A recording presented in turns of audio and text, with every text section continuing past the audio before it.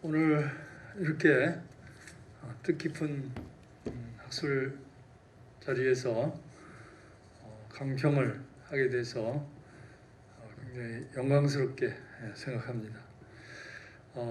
제가 발표된 3편의 논문 가운데 한 편에 대해서도 제대로 잘 알지 못하는데 3편에 대해서 이렇게 강평을 하게 돼서 굉장히 감당하기 어려운 측면이 있습니다만은 강평이라기보다는 논문을 미리 보고 또 오늘 발표를 듣고 그 소감을 이렇게 말씀드리는 그런 정도로 이해를 하셨으면 좋겠습니다. 이 함안에서는 이 지역의 인물과 학문에 대한 학술 발표회를 여러 해 동안 꾸준히 진행하여 12번째에 이르게 되었습니다. 그간에는 의령을 대표하는 여러 시대의 다양한 인물에 대한 학술 발표회를 가졌고, 이번에는 함안조씨 우후공파의 인물과 행적에 대한 것인데 모두 어계의 현선으로 삼충이라 일컬어지는 3분의 생애와 사적에 관한 3편의 논문을 발표하였습니다. 삼충은 주지하시는 바와 같이 임진왜란 때 전공을 세우고 순국한 증병조 참판 조봉 선생과 그 두 조카로서 5대 손으로 임진왜란 때 전공을 세우고 순국한 고성군수 증병조 참의 조홍도 선생과 5대 손으로 이괄의 난에 큰 공을 세운 증병조 참의 조익도 선생 3분을 말합니다. 3분은 모두 함안조씨 문 중에 13충 가운데서 3충사에 모셔진 분들입니다. 이번 학술대회는 3분의 생애와 행적을 조명하고자 하는 것인데 발표 논문은 경상대학교 명예교수 허건수 박사의 참판 조붕의 생애와 행적, 남명학연구원 전 연구위원인 박용국 박사의 고성현령 조홍도의 생애와 행적, 동방한학연구소 연구원 유진희 박사의 도곡 조익도 선생의 생애와 포양 3편입니다. 발표자 3분 모두 사계 중진으로서 삼충 3분을 각각 연구하는 데에는 적임자라고 할 수 있겠습니다. 발표자들은 자료가 없는 가운데 겨우 남아있는 자료를 가지고 연구를 진행하느라 고생을 많이 했을 것으로 보입니다. 지금 볼 수 있는 자료는 삼충이 직접 남긴 것은 거의 없고 후손이나 후학, 심지어는 조선왕조실록, 난중일기, 더 나아가 경상도 지리지, 신중 동국여지 승남, 여지도서, 경상도 읍지, 함주지, 교남지 등의 자료를 통해서 생애와 행적을 보다 자세히 정리한 것은 주목할 만한 성과라 할 것입니다. 허건수 교수의 참판 조붕의 생애와 행적에서는 조붕 선생의 가계, 위인, 생애와 행적, 자손 입계 문제, 외손에 대해 살펴보았습니다. 이 가운데 생애와 행적에서는 조붕 선생이 임진왜란 때 외적을 무찌르겠다는 마음을 품고 나라의 명령을 기다리지 않고서도 전쟁터에 나가 전공을 세웠다는 사돈 2층의 기록을 소개한 것이나 퇴계 이황 선생의 제자로서 경상도 안집사가 되어 군사를 지휘했던 배감 김누기 조봉 선생의 활약을 기록한 것 등은 조봉 선생을 이해하는 데 중요한 자료라 할 것입니다. 특히 정조대에 후사를 세우는 문제가 있었다는 것을 찾아낸 것은 조봉 선생의 가계를 살피는 데 있어 중요한 자료이며 사돈 2층이 지은 제문은 조붕을 이해하는 데 좋은 귀한 자료를 발굴한 것이라 하겠습니다. 다만 아쉬운 것은 자료를 엮어 생애와 행적을 재구성함에 있어 각각의 내용들이 조리 있게 긴밀히 연결되기보다는 조금 산만하게 나열한 느낌이 있는 것입니다. 그리고 난중일기에 나오는 이순신 장군의 난중일기에 나오는 조붕에 대한 기록을 따로 이렇게 소개를 했는데 따로 둘 것이 아니라 이순신과 조붕 선생이 어떤 사이였던가, 주고받은 내용은 무엇인가, 또 그 내용들은 어떤 의미가 있는 것인가 등을 따져서 이야기하는 것이 필요했다고 하겠습니다. 뒤에 2층의 글도 따로 부록으로 붙일 것이 아니라 내용 가운데 조붕 선생을 설명하는 데 필요한 것은 해당하는 부분에서 이야기하는 것이 좋았을 것이다 라는 생각이 듭니다. 다음으로 박영국 박사의 고성혈령 조응도의 생애와 행적에서는 주로 가계와 의병 활동에 대해 정리하였는데, 조응도 선생이 임진왜란 중에 의병 활동을 하며 공을 세우고 1597년 3월 9일 김은포 해전에서 순절하였던 일생을 자세히 탐구하였으며, 이 과정에서 한국민족문화대백과사전 등의 조응도 선생 편의 오류를 지적하고 바로잡았습니다. 생애를 살피는 과정에서는 함안 산종리의 본방 원북동의 사족 형성과 의미를 자세히 살폈는데, 주안점은 함안 지역의 의병 창의, 진주성 전투 외원 활동, 해전에서 활동과 순절로 이루어져 있습니다. 함안 지역의 의병 창의에서는 주로 임진왜란 이후에 고성혈령에 임명되기까지의 과정을 복원한 것입니다. 고성혈령 김현은 1592년 7월 중순까지 고성 지역에서 군사적 활동을 전개하고 있었으므로 조응도 선생이 고성 가혈령에 임명되었다면 적어도 7월 중순 이후라고 본다고 하였습니다.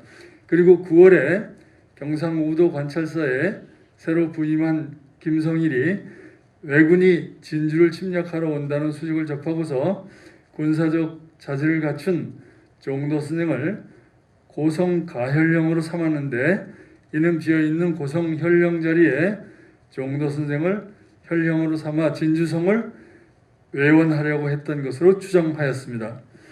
진주성 전투 외원 활동은 조경남의 난중 잡록에 의거하여 설명하였는데, 10월 8일 치열한 공방전이 펼쳐졌을 때 이날 밤 2시경에 고성 가혈령 조응도 선생과 진주 복병장 정유경이 군사 500명을 거느리고 응원하였던 일을 설명하였습니다. 해전에서 활동과 순절에서는 그간의 적지 않은 오류를 바로잡았고, 고성혈령 조응도 선생이 삼도 수군 통제사 이순신 장군이 거느린 수군의 좌척후장으로 편성되어 1594년 3월 4일 진해와 고성에서 벌어진 해전과 3월 5일 고성 당항포에서 있었던 해전에 참가하여 2번의 해전에서 왜군 대선 한 척을 불질러 없애는 공로를 세웠던 공을 정리하였습니다. 박영국 박사의 이 논문은 조응도와 관련된 사실에 대해 매우 자세하고 정확하게 기술하려고 애쓴 자취가 보이는 것으로 그간 조응도 선생 관련 사실에 여러 오류를 바로잡은 성과를 이룩하였습니다. 아울러 그의 가계와 살았던 마을 등에 대해서도 자세히 논증하여 조응도 선생 연구의 결정판이라 하겠습니다. 다만 이 글에서도 행적과 자료가 많이 전하지 않는 가운데 자세히 정리하려고 하다 보니 조응도 선생에 관한 것보다는 조응도 선생과 관련이 없는 내용이 더 많이 들어가 있다는 점이 하나의 흠결이라 하겠습니다. 그리고 받은 글이 그때 당시에는 미완의 상태였기 때문에 그런 것이겠지만 몇 군데 오탈자가 보여 아래 제시합니다. 경상우도 초유사 김성은 이렇게 되어 있는데 아마 이건 경상우도 초유사 김성일은 할 것을 한자를 빼먹은 것 같습니다. 그 다음에 윗병 활동한 이렇게 되어 있는데 이것도 아마 의병으로 활동한 이것을 이렇게 오타가 나가지고 된 것 같고 점고하게 하고 하는데 가로 속에 가로가 제대로 되질 않고 있습니다. 그리고 아래 글은 논리적으로 연결이 되지 않는 부분입니다. 그렇다면 본문 내용을 그대로 읽겠습니다. 조홍도가 함안 지역에서 창의하여 의병 활동을 전개한 시기는 구체적으로 언제쯤일까? 그렇다면 조홍도가 의병 활동을 전개했을 것으로 추정되는 시기에 함안 지역 사족들의 창의와 활동을 살펴볼 필요가 있다. 이렇게 했는데 그렇다면이라는 말이 중복이 되고 그래서 아마 이게 윤문이 되질 않아서 시기는 구체적으로 언제쯤일까? 이를 위해서는 조홍도가 의병 활동을 전개했을 것으로 추정되는 시기에 함안 지역 사족들의 창의 활동을 살펴볼 필요가 있다. 이렇게 이제 정리를 하면은 될 것 같습니다. 다음에 유진희 박사의 도곡 조익도의 생애와 포양은 도곡 조익도 선생에 대해 매우 자세히 정리하였으며 내용도 체계적이고 조리 있게 정리된 글이라 하겠습니다. 그리고 참고문헌을 통해 알 수 있는 바와 같이 많은 문헌을 뒤져서 충실히 쓴 그림을 알 수 있습니다. 필자가 이 글을 쓰는데 심혈을 기울였다는 사실은 없는 자료를 뒤져 방대한 글로 엮은 것에서 볼 수 있지만 더 나아가서는 글의 그 흔한 오탈자도 쉽게 발견할 수가 없는 점이라 하겠습니다. 그래서 제가 이 논평 강평을 쓰는데 굉장히 좀 어려움이 있었습니다만은 크게 잘못된 바는 찾기 어려웠지만 다만 글을 완성하는데 도움을 줄 수 있을까 하여 아래 몇 가지 자질구레한 지적을 해보았습니다. 본문 가운데 함안조시 우공파보라고 되어 있는 데서 이 파자가 물결 파자로 되어 있는데 이렇게 갈래 파자로 돼야 될 건데 아마 오자가 난 것 같습니다. 또 이걸의 난을 진압한 도곡 선생에게 인조가 정충록을 하사하면서 했던 말이죠. 충의와 의리의 뜨거움은 송나라 악비에 부끄럽지 않으며 손가락을 깨문 정성은 등에 먹물로 글을 새긴 충성과 동일하다. 이제 한 말이 있는데 이게 굉장히 이 도곡 선생을 이해하는데 중요한 말이기 때문에 그렇겠지만 이 말이 여러 차례 중복이 이제 돼서 나오는 그런 걸 볼 수 있는데 많이 중복이 되면 좀 손을 봐야 될 것 같습니다. 그리고 3, 4 지금 발표 과정에서는 이제 생략을 하셨는데 재현의 송찬과 후손의 찬시는 이제 조익도 선생이 지은 것은 아니지만 조익도 선생에 대한 후인들의 생각을 엿볼 수 있는 아주 좋은 그런 자료들이라고 할 수 있겠습니다. 이 자료들을 단순히 그냥 소개하는 것보다는 시를 통해서 후손이나 후학들이 조익도 선생의 어떤 점, 무엇을 칭송하였던가 이런 것을 몇 가지 범주로 이렇게 나눠 가지고 정리해서 살펴보았으면 조익도 선생을 이해하는데 좀 더 아주 좋은 그런 자료를 활용할 수 있지 않았을까 그런 생각이 듭니다. 끝으로 인용한 시문의 번역이 모두 정확하게 된 것으로 보이는데 다만 몇 가지 약간 다듬을 필요가 있는 것으로 보입니다. 지금 자료가 없기 때문에 제가 그냥 간단히 말씀을 드리겠습니다. 이미상절 중계연 경중산모 숙판원 이렇게 이제 되어 있는데 이제 해석에는 위난에 임해 저리를 잃는 것은 모두들 그러하니 경중을 산과 터럭처럼 분명하게 누가 분별하려 이렇게 이제 되어 있는데 경중을 산과 터럭처럼 분명하게 이렇게 되어 있는 것을 저는 경중이 산과 터럭 같음을 이래서 경중이 산과 터럭 같이 차이가 분명하게 차이가 이렇게 있게 되는 걸 누가 분별하겠는가 이런 식으로 이제 보는 게 좋지 않을까 그렇게 생각을 했고요.